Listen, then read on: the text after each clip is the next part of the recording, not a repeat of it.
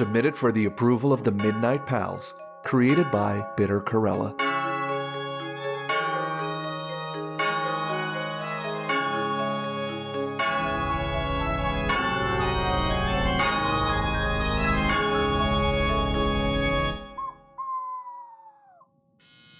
Your 10 o'clock is here to see you, Mr. C. That's great, Tina. Send them in.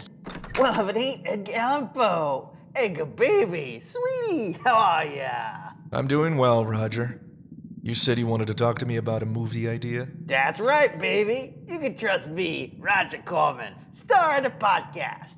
We're gonna make you $1 million, baby. A solid golden moneymaker. You know that story you wrote, The Telltale Heart? Well, we're gonna make it into the biggest movie of the year. I don't know, Roger. I've been burned before. Remember when you made Edgar Allan Poe's The Haunted Palace?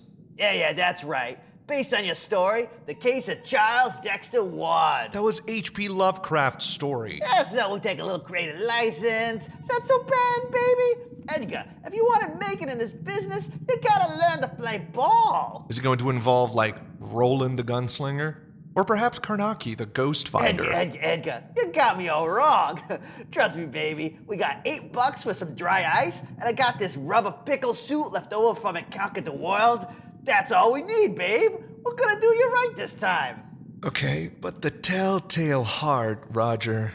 It's a classic slow burn of psychological suspense. Do you really think it'll resonate with today's audiences? Oh, it's gonna resonate, baby. We're gonna punch it up. Of course. I knew it. No, not like that, babe. Just let me set the scene for you, babe. See, it all takes place in this spooky old Scottish castle. Scottish castle? Yeah, with a 4-foot fence all around the periphery. That sounds like J.K. Rowling's castle. Hey, you a smart kid, Edgar. Here, have a cigar.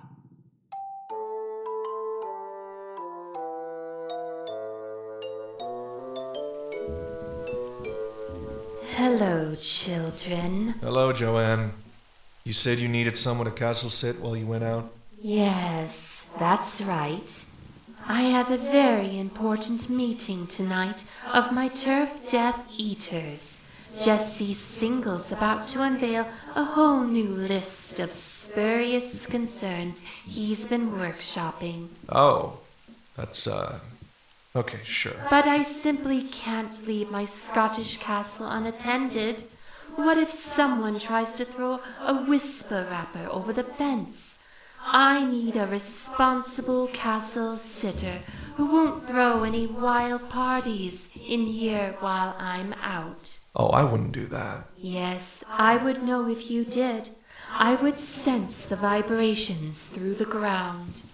Edgar, I must impress upon you the gravity of my request. This Scottish castle is as precious to me as my own snake spawn. So many fond memories within these walls, so many moltings, so many brumations. If something were to happen to my castle, I would be absolutely beside myself. I mean, I'd feel pretty bad if anything happened to your castle on my watch. You'd probably feel pretty guilty. Yeah, guilty. That's likely how I'd feel. Probably eaten up with guilt. Yeah, sure.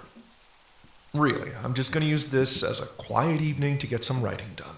Excellent. But before I go, Edgar, know this. There's a 4-foot fence around the estate. That means no one gets in and no one gets out. See you. This is perfect. I can finally get some writing done without Stephen and the gang interrupting me all the time. Once upon a midnight giddily at a carnival in Italy, I conducted, rather wittily, quite an act of japery. Met a man named Fortunato, famous wine aficionado. Fancy some Amontillado? I suggested temptingly.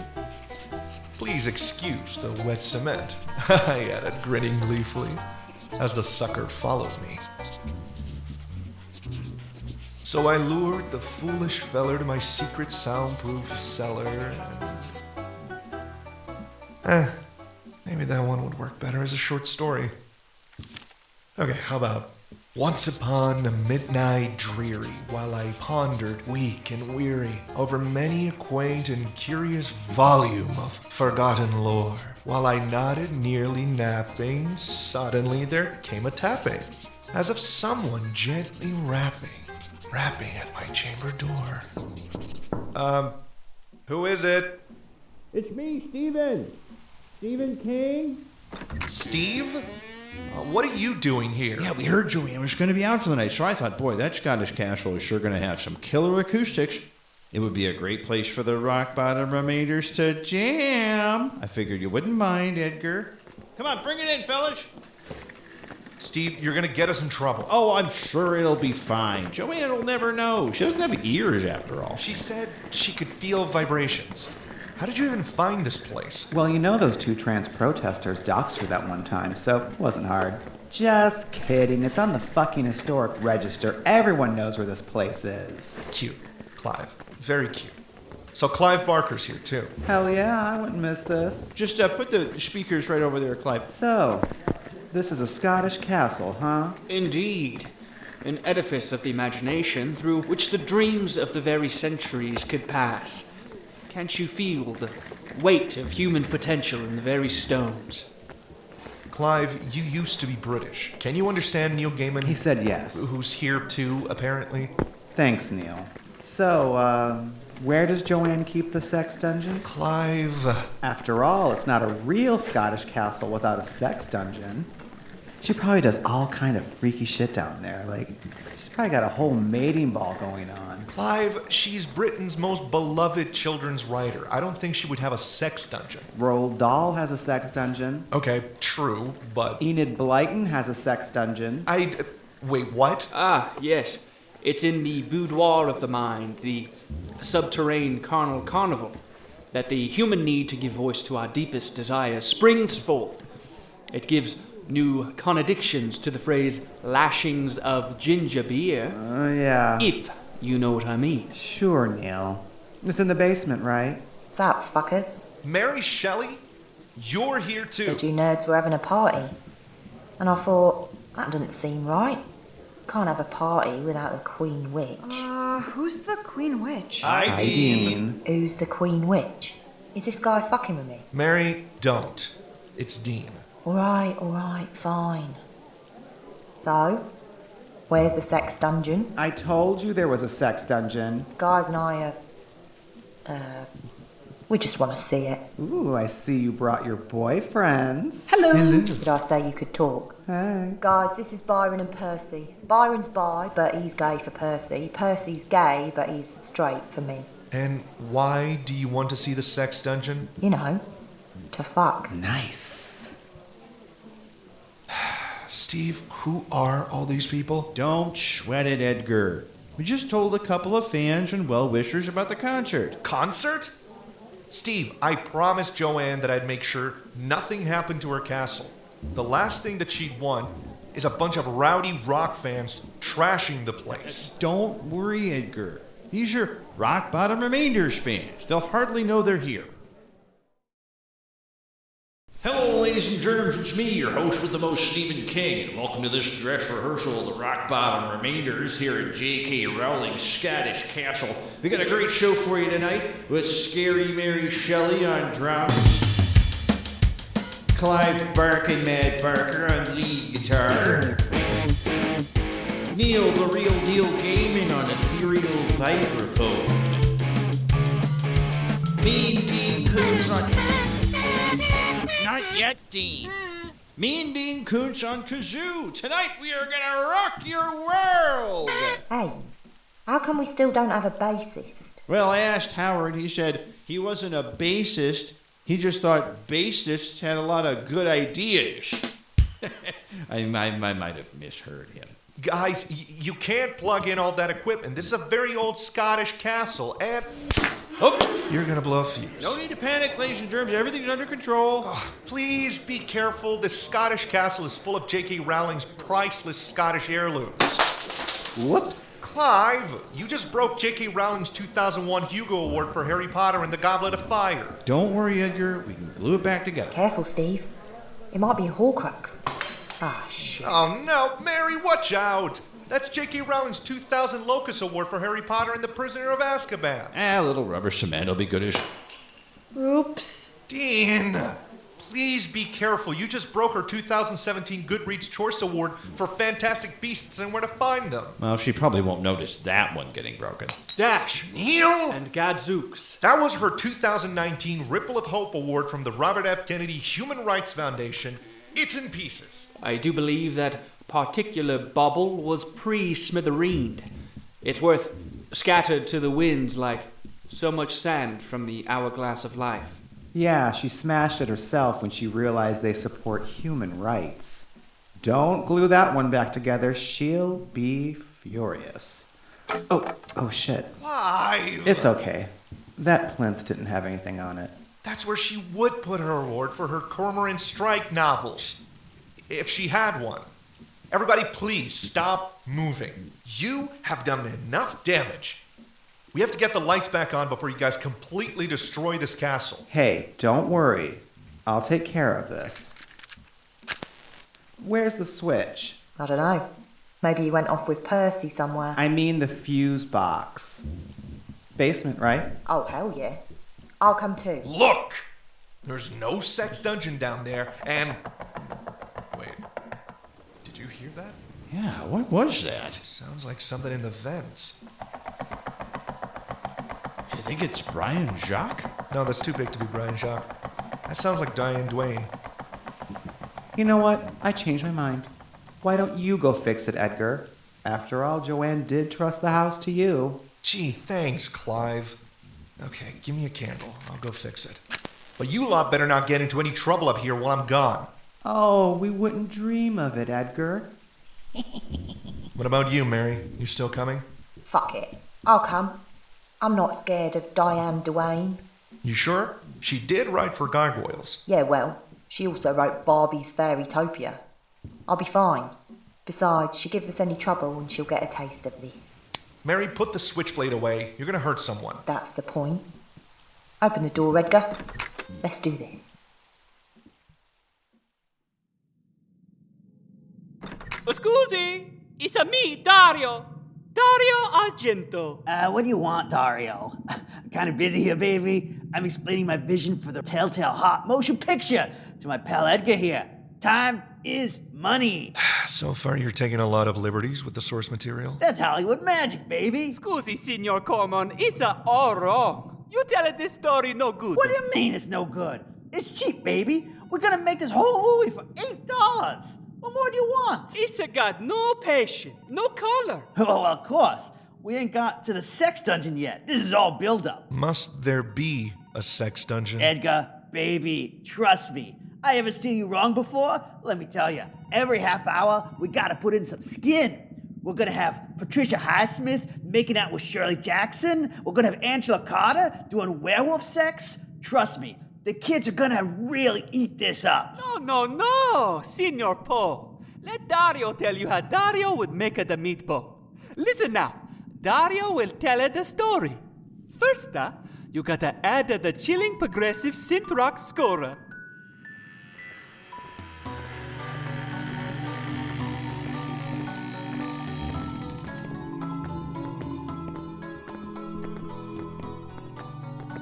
Sure is dark down here.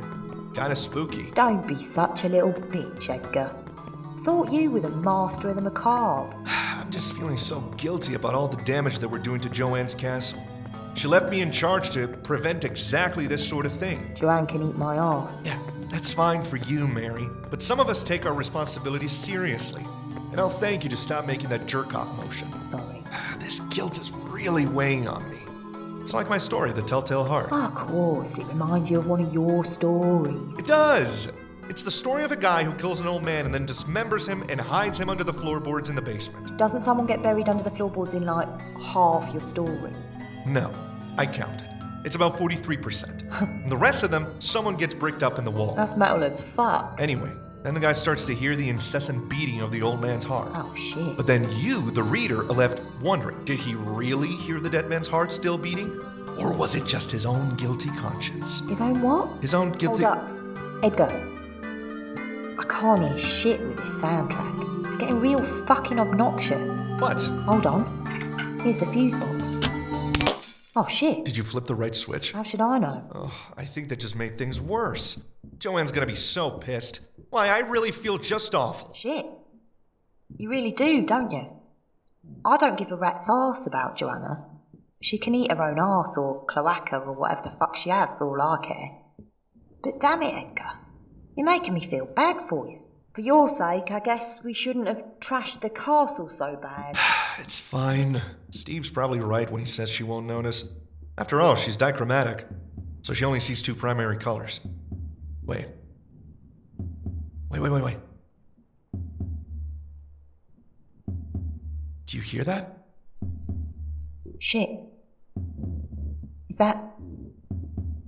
It couldn't be. The telltale heart? Could it be that the demons I've written about are coming to get me? Christ, you're so melodramatic. Edgar, listen. There's something here under the floor. Mary, I don't think we should pry under there. Don't be such a fucking baby, Edgar. Come and give me a hand. I feel like if there's something under there, maybe it's buried for a reason. Oh, God, please tell me it's not actually a sex dungeon down there. There you go. Oh, shit. Oh, shit. Edgar, look at this. Oh, my God. I can't believe it. Damn. Edgar, you still worried about everyone busting up this castle? This might just be the solution to your problem right here.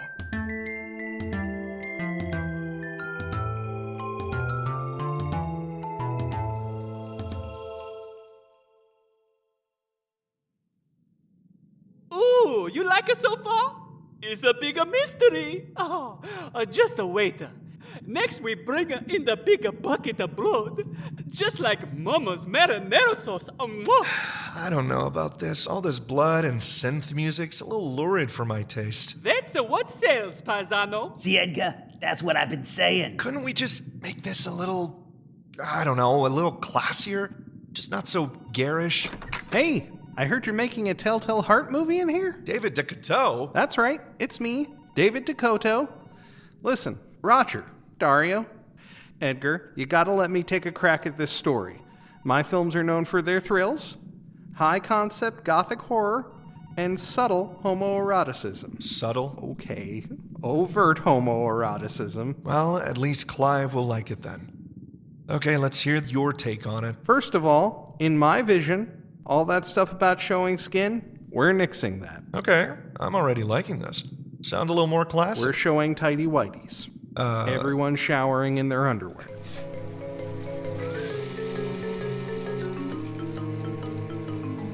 Ooh, boy, sure feels good to get clean again. Whomst among us could have foresupposed that J.K. Rowling's 2008 Kids' Choice Award for Favorite Book would spill the thought grains of mind sand as if we were all babes ourselves, seeing the limitless potential of the human imagination for the very first time. He says it was dusty. Yeah, wow, we really got dusty. Hey, how do you think Edgar and Mary are doing downstairs? Oh, I'm sure they're having a great time, just shivving stuff left and right if I know Mary. Oh, good, the power's back on. They must have found the switch. Steve, why are you showering in your underwear?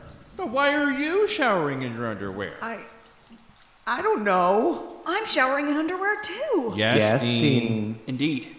We seem to all be flying on the wings of a shared dream, my friends.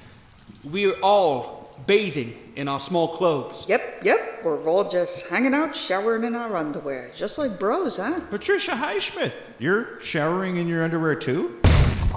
Well, you shut off that water, and then no one will be showering in their underwear. J.K. Rowling? You're back already? Keep absolutely still. Her vision is based on movement.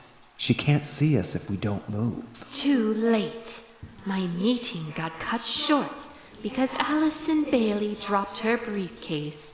What a mess. Spaghetti everywhere. I get back, and what do I find? You lot trashing my castle. How many of my literary awards did you break? Joanne, we didn't mean anything by it. We just thought, well, you weren't using your castle for the night, and we could. It would make such a great place for the rock bottom remainders to practice. We didn't think you'd mind. Why are you all showering? You're going to drain my moat. This is the biggest injustice since Warner Brothers cut me from the Harry Potter 20th anniversary retrospective. Pardon me, Miss Rowling, but whilst we've begained your attendances, our benighted minds must query as to the quintiloquent mystery of this bathing chamber. What about my bathroom? You understand him?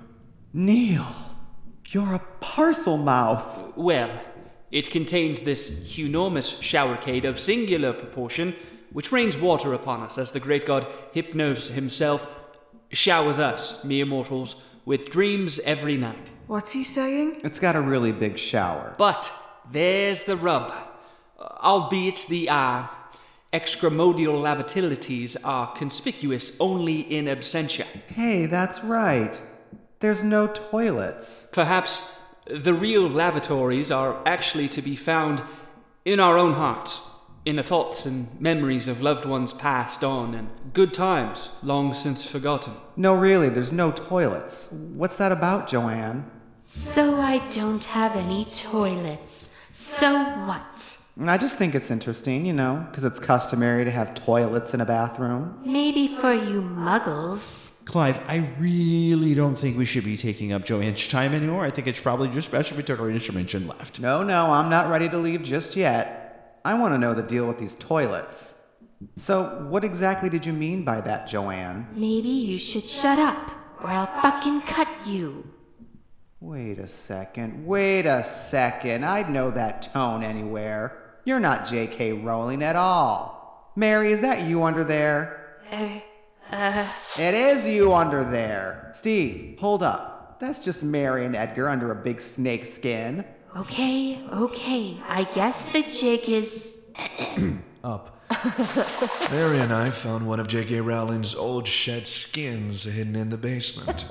So I thought we'd disguise ourselves and give you lot a scare. Engaging in a spot of equestrian recreation. Horseplay, guys? Oh, you really had us going, but why, Edgar? Well, you were all so insistent on doing your concert here, and I couldn't get you to understand. I've been entrusted with keeping this castle safe while Joanne is at her weirdo turf meeting, and, well, I promised I would. I guess we were getting a little out of hand, what with all the literary awards that we broke. I think that was all pretty funny, actually. Sorry that we didn't think of how that would affect you, Edgar. Come on, guys, let's clean up this place before Joanne gets back. We don't want Edgar to get in trouble. Yeah, okay, fair. Everyone, grab a broom and start cleaning. Whoa, that sounds like a lot of work. Oh, does it, Clive? Does it sound like a lot of work? No. That sounds just fine. I love cleaning. I'm excited to get started. That's what I thought.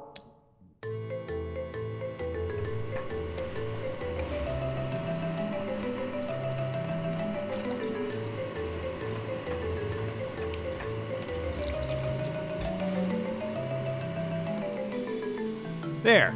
Everything's back in order. Why, I'd go so far as to say the house is looking spotless. Wow, you guys, you really came through.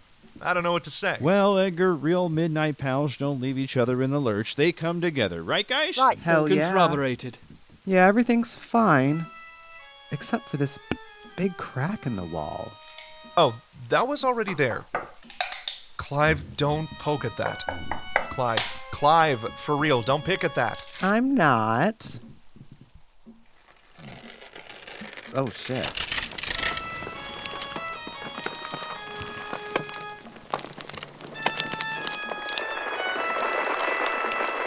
It's coming down! Everybody out, quick!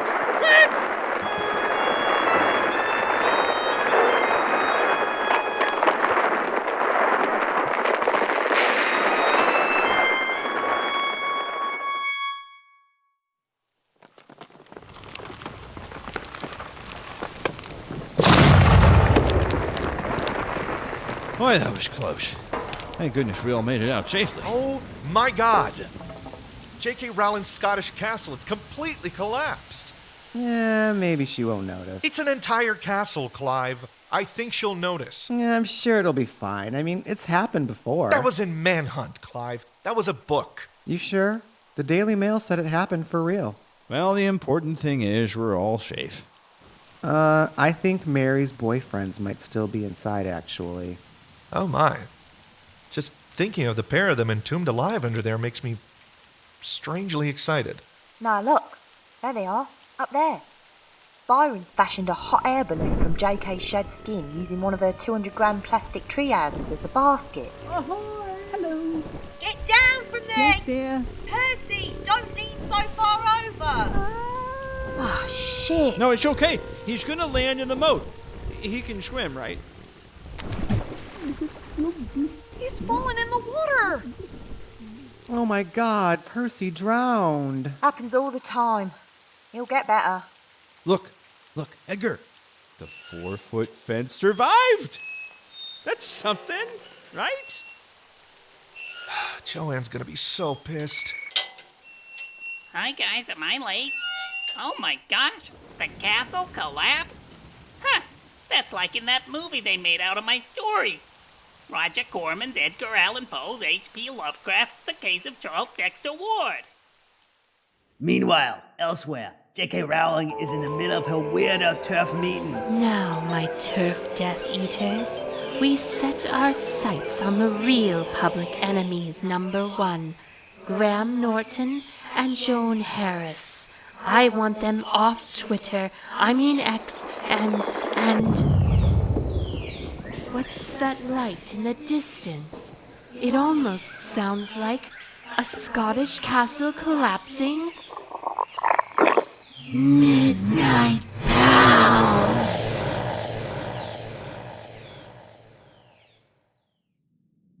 So what do you think? Pretty great, huh? We're gonna make $1 million, baby. I think that story's a little confused. I mean, what with the 3 different directors? Also, there wasn't even actually a telltale heart in it at all. That ending was way closer to the fall of the House of Usher, if you think about it.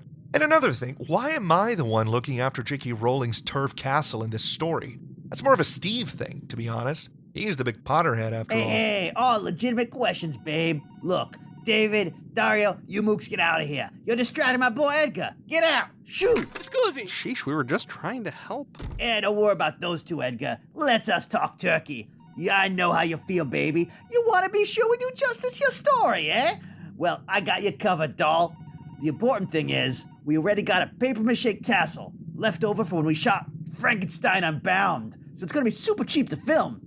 See, we get Dick Miller to play Stephen King, and Barbara Steele to play Mary Shelley, and we'll get a big wet puppet for J.K. Rowling. How wet? Oh, real wet, babe. Real wet. Look, I just don't know about all of this. We'll get Ray Milland to play ya. Where do I sign?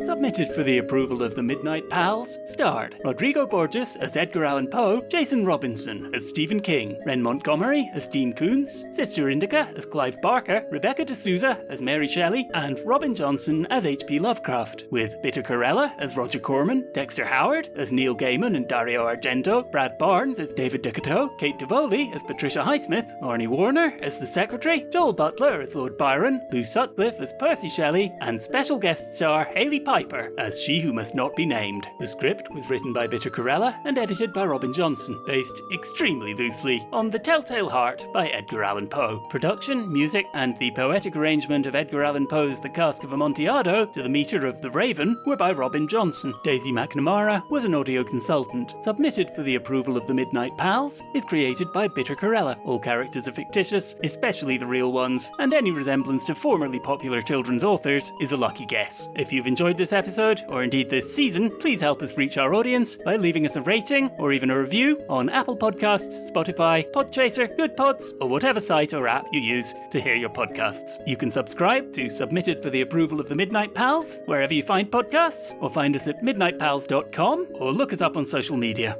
I'm Robin, the producer. Making this series is the most fun I've had with a creative project for ages. I'd like to thank Corella for letting me play with her universe, all of the cast and crew for being amazing, my partner Eve for being amazingly supportive, and my cat Ninja Kitty Go for being the best cat. The helpful people at the Audio Drama Lab Discord server, and all of the authors lampooned, satirized, or outright abused in Midnight Pals for being good sports with a sense of humor. We're talking tentatively about a second season next year. You'll hear more details when the stars are right. Take care. I hereby declare this season of Submitted for the Approval of the Midnight Pals closed.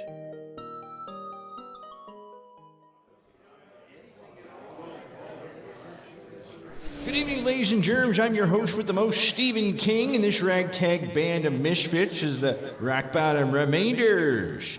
Put your hands together, take them apart, put them back together, keep doing that. Clap is what I'm saying for Clive Barker on lead guitar, Edgar Allan Poe on flute, no more of a bassist than the average man of his time, Howard Powered Lovecraft, Mary Shelley on drums, flanked by her hot boys, Percy Shelley and Lord Byron. At the risk of explaining the joke, hot boys are in French haut bois, meaning high wood, is an archaic term for the oboe or... Not yet, Dean. Neil Gaiman on vibraphone. On the piano, Brian Jack. Good jump, Brian. Anne Rice on Zydeco fiddle. Ukulele plier, Stephanie Meyer. Bram Stoker on bassoon. Boy, you handled that well, Bram. Robert Louis Stevenson on Hawaiian nose flute. With Fanny Osborne on slide guitar. Hiding at the back there, Shirley Jackson on the zither. Franz Kafka on balalaka. Angela Carter on music hall banjolin. On the bagpipes, Arthur Conan Doyle. Doing some sax magic for us tonight, it's Aleister Crowley. You know, Aleister really prefers a cappella rhythm and blues music. As he often says, doo-wop, thou wilt. Not yet, Dean. Robert E. Howard on cowboy harmonica. Junji Ito on koto, accompanied by Lafcadio Hearn on automaton. Special guest Patricia Highsmith and her Snail Orchestra. Piers Anthony on... I'm not sure those are really an instrument, Piers.